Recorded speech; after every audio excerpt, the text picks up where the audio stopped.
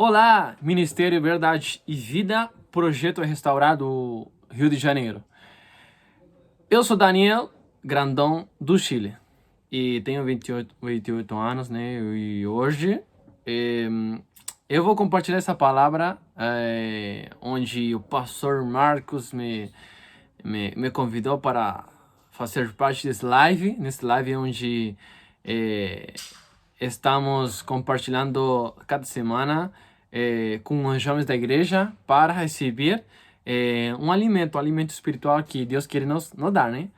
E eu estou muito feliz, muito grato de Deus, estou muito alegre por esse convite, porque para mim, falar do amor de Deus é minha maior paixão.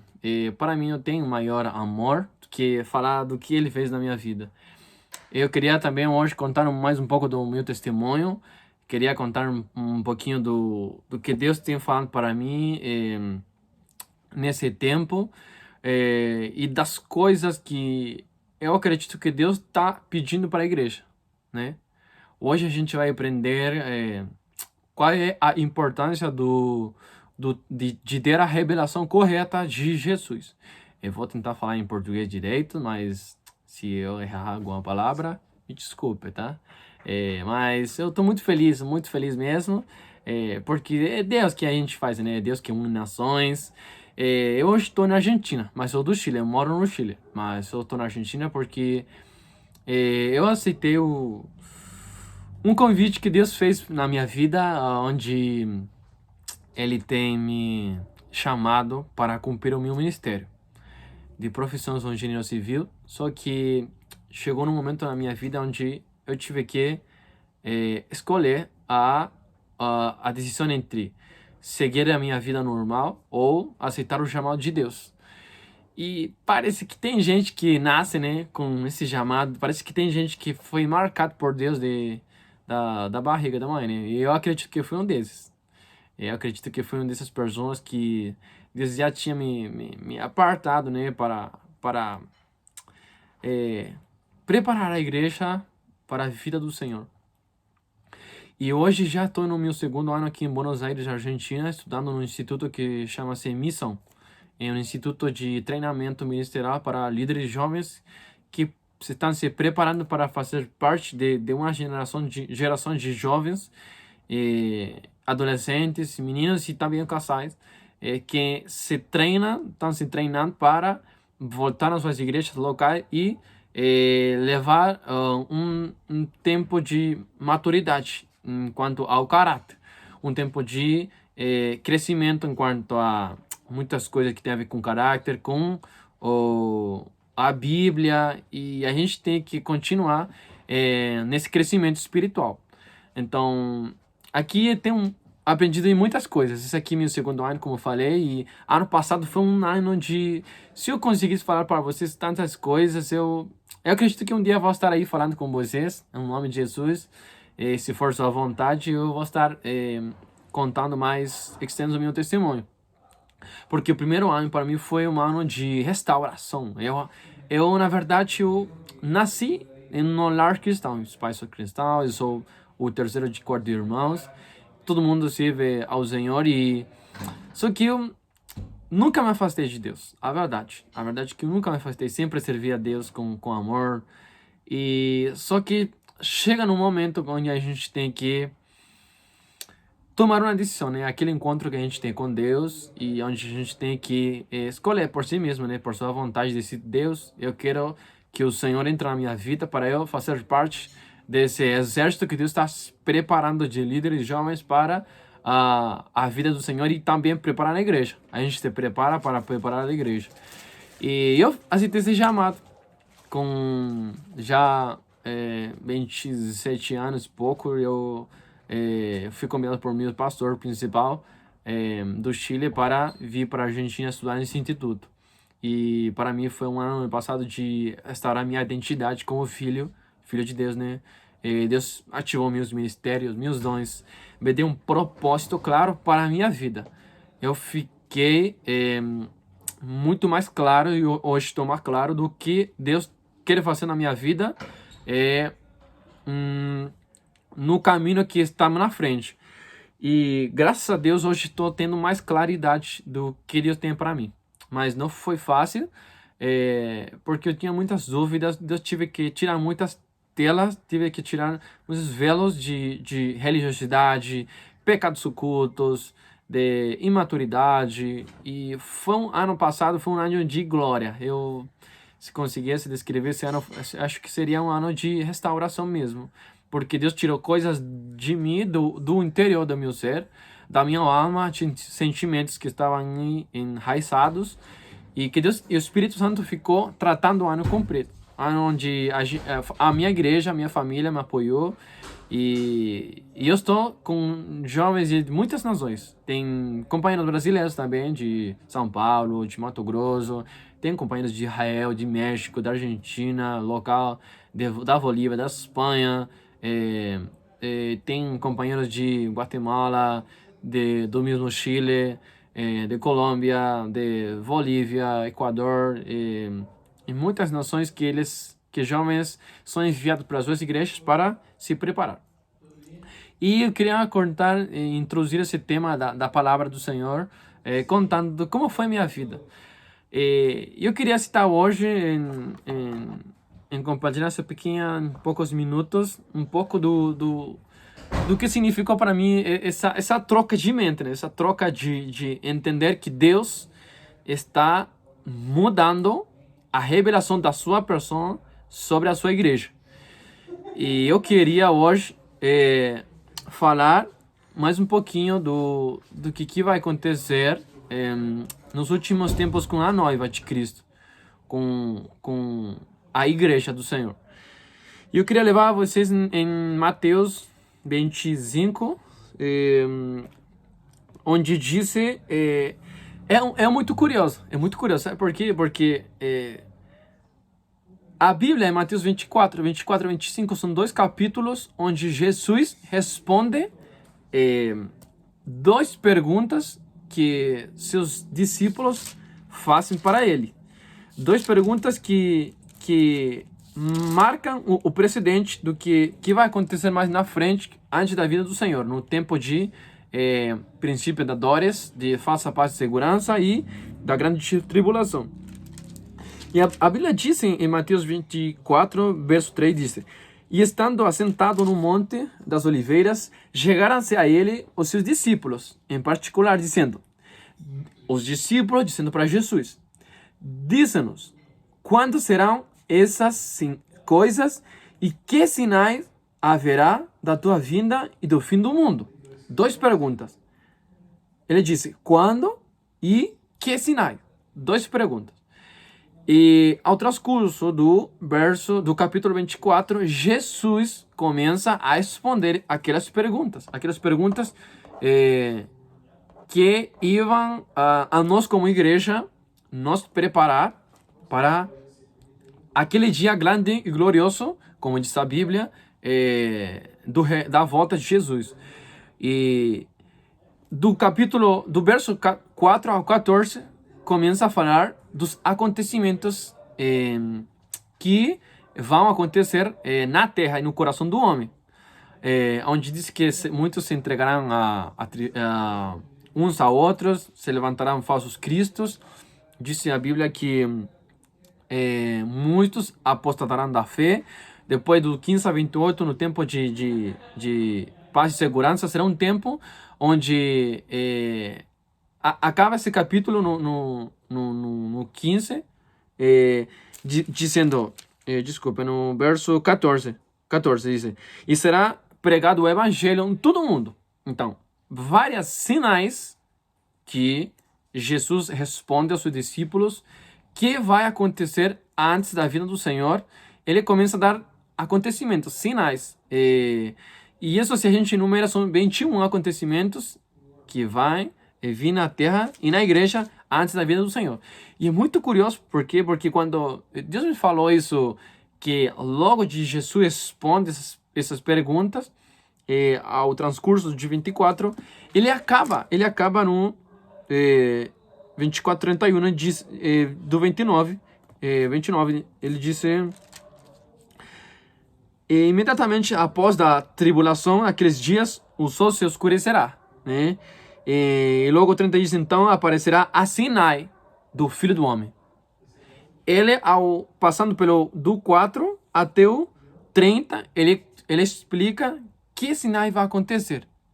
E logo, do 32, ele começa a responder quando. Quando será a vida do Senhor? E ele é muito curioso disso, porque quando ele dá exemplo das parábolas, ele usa o exemplo das parábolas para explicar aos discípulos que vai acontecer. Então, se a gente estuda do 32 até o 46 do capítulo 25, tem 7 batalhas. 7 batalhas que vão acontecer no coração do homem. No 24, acabando o 24, ele disse o que vai acontecer na terra. Acontecimentos na terra. Mas do 25, parece que ele está dizendo assim como... Mas eu quero que vocês se preparem para o que vai acontecer no 24, antes da vinda do Senhor. E dentro disso, tem 7 batalhas que a gente pode escrever que vai acontecer dentro do coração do homem. Primeira batalha pelo discernimento. Onde ele está dizendo discernimento do que? Da temporada, antes da vida do Senhor. Ele dá exemplo da oliveira. E ele, a figueira.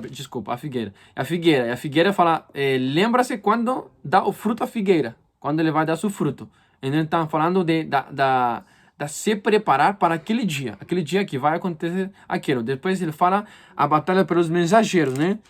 E ele usa o exemplo serão como os dias de Noé, onde Noé estava trabalhando, dando aviso à população que o tempo do fim estava chegando, do dilúvio estava chegando, e ele estava dando uma mensagem.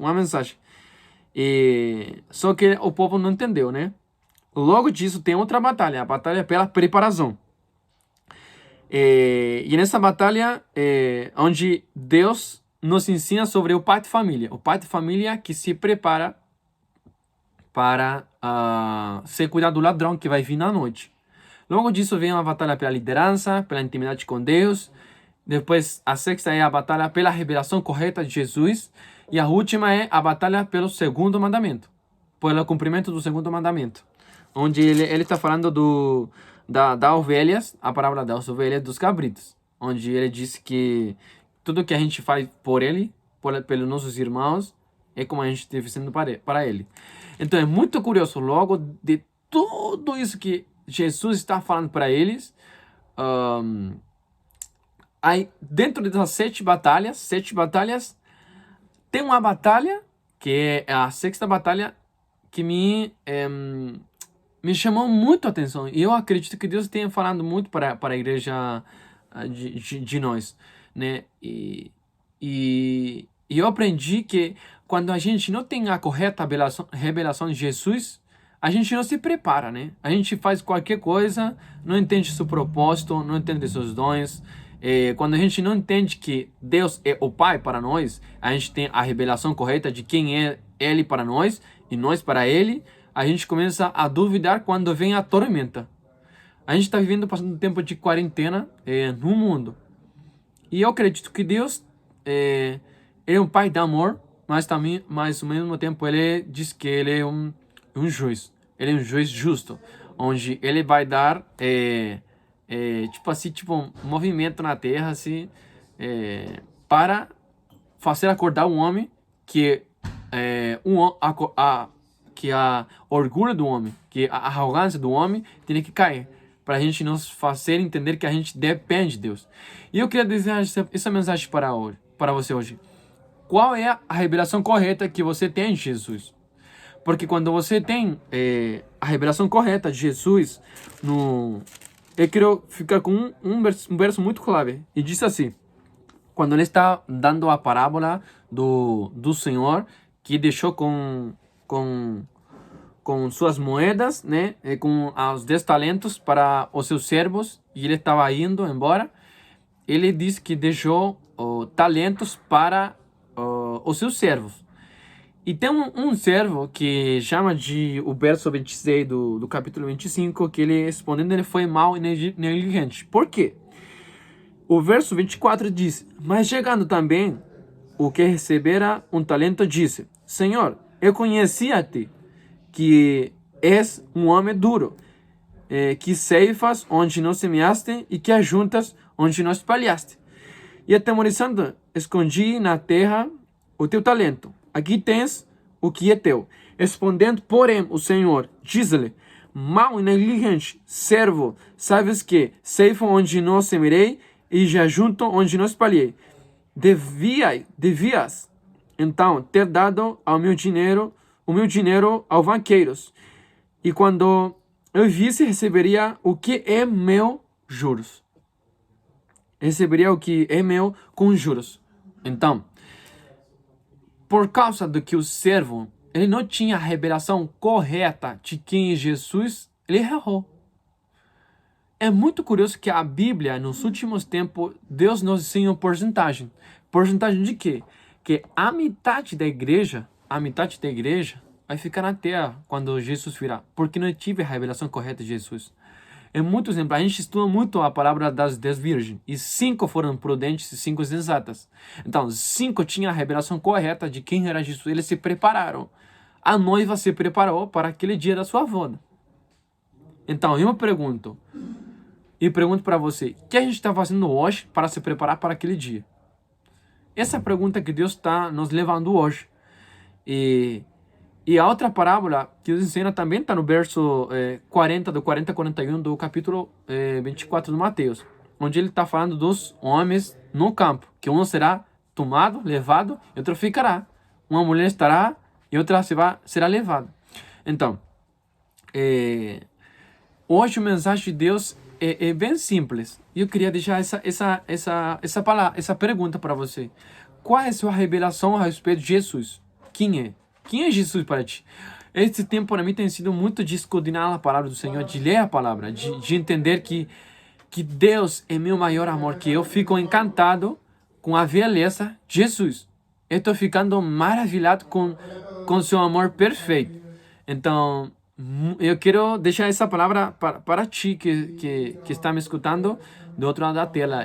Se pergunta, né? O que está acontecendo com vocês nesse tempo, né? O que está acontecendo com sua revelação correta, Jesus? Para nós, ele é um pai. Ele é um pai de amor, é um rei soberano, rei de reis, mas ao mesmo tempo é um juiz justo.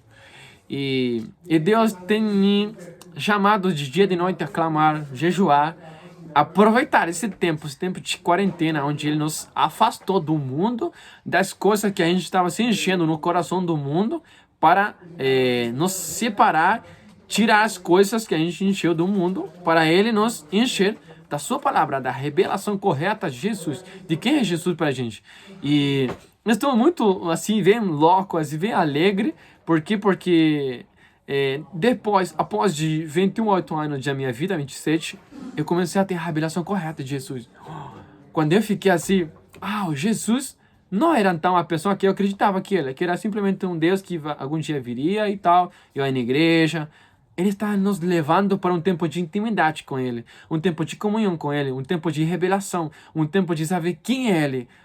Como que a gente está se preparando para aquele dia glorioso, onde nós vamos levantar nossas cabeças e falar: bendito é o Rei dos Reis, Senhor dos Senhores, aquele que está voltando para nos governar com Ele pela eternidade. Eu queria deixar essas palavras e queria compartilhar esse tempo de meditar na palavra e entender que a nossa revelação correta de Jesus nos vai ajudar a entender os acontecimentos finais daquele dia quando o Senhor voltar. E eu espero esse dia com muita alegria. Eu cada dia trabalho por causa disso. Queria deixar isso e algum dia esperar estar com vocês fisicamente e juntos nos preparar para a gloriosa vinda do Senhor. Um abraço para vocês e muito obrigado por essa oportunidade. Que Deus abençoe muito. Tchau.